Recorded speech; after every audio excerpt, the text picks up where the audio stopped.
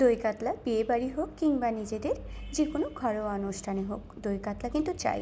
তো hello everyone, blog by KSP থেকে আমি শিমু ডেলি ব্লগে আপনাদের সবাইকে স্বাগত। আজকে আমিও রান্না করেছি দই কাতলা, আর সেটাই আপনাদের সাথে শেয়ার করছি। তো প্রথমে আমি বেগুনটা ভেজে নিব, ভেজে নিয়ে তারপরে মাছগুলো ভেজে নেব। মাছগুলো ভেজে নিয়েই আমি রান্না করে নেব এই মজাদার দই কাতলাটা। মাছগুলো আমি একটু হলুদ, লবণ আর একটু লেবু রস দিয়ে ম্যারিনেট করে রেখেছিলাম, যাতে মাছে একটা গন্ধ যেটা থাকে সেই গন্ধটা যেন না থাকে, সেই কারণে লেবু রসটা দেওয়া। আপনারা চাইলে স্কিপ করতেও পারেন, আবার দিতেও পারেন। তো মাছগুলো ভাজা হয়ে গেছে। মাছগুলো ভাজা হওয়ার পরে আমি এখানে পেঁয়াজ দিয়েছি। পেঁয়াজ দেওয়ার পরে একটু পেঁয়াজ বাটা, রসুন বাটা দিয়ে আমি মশলাটাকে একটু কষিয়ে নিব। কষিয়ে নিয়ে এরপরে আমি এখানে লবণ, হলুদ, মরিচ, জিরা বাটা, আদা বাটা, বাদাম পেস্ট আর টক দই এক এক করে সব মশলায় দিয়ে ভালো করে কষিয়ে নেব।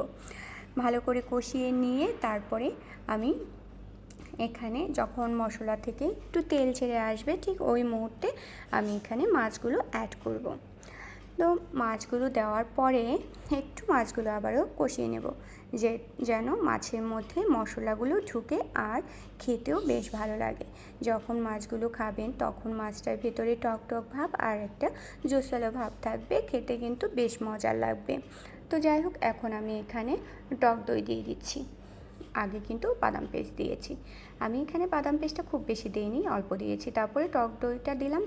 টক দইটা দিয়ে কিন্তু আমি এখানে একটু কষিয়ে নেব। আর টক দই দেওয়ার পরে কিন্তু ভালোভাবে কষাতে হবে, আর কড়াইতে লেগে যায় যেহেতু, সে বারবার নাড়াচাড়া করতে হবে। তো এখন আমি মাছগুলো দিয়ে দিব। মাছগুলো দিয়ে তারপরে আমি আরেকটু কষিয়ে নেব।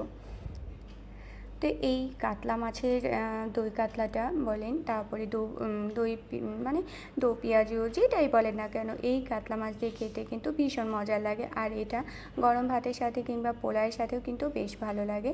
তো এরকম করে দই কাতলাটা আসলে রান্না করলে কিন্তু সত্যিই অনেক মজার হয়।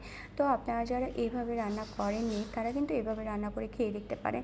অনেকের রান্না অনেক রকমের হয়, তবে আমি আমার মতো করে রান্না করেছি। এটা কিন্তু খেতে সত্যিই অনেক মজার হয়েছে। তো যাই হোক, এইভাবে আমি মাছটাকে ভালোভাবে কষিয়ে নিয়ে আমি এখানে এখন পরিমাণ মতো ঝোলের জন্য জল দিয়ে দিব। তো ঝোলটা যখন গাঢ় গাঢ় হয়ে যাবে, ঠিক ওই মুহূর্তে নামিয়ে নিব। আর হ্যাঁ, আমার পেজে যারা নতুন তারা অবশ্যই আমার পেজটাতে ফলো দিয়ে পাশে থাকবেন।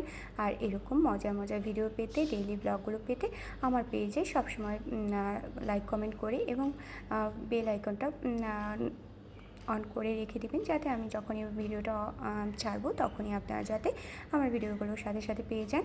তো যাই হোক, এই তো হয়ে গেছে আমার দই কাতলাটা। আর নামানোর আগ দিয়ে আমি একটা এলাচ আর লবঙ্গ দিয়ে দিয়েছি, দিয়ে একটু ঢাকনা দিয়ে ঢেকে দিয়েছিলাম। তো আজকের মতো এখানে, ধন্যবাদ সবাইকে ভিডিওটা এতক্ষণ ধৈর্য ধরে দেখা।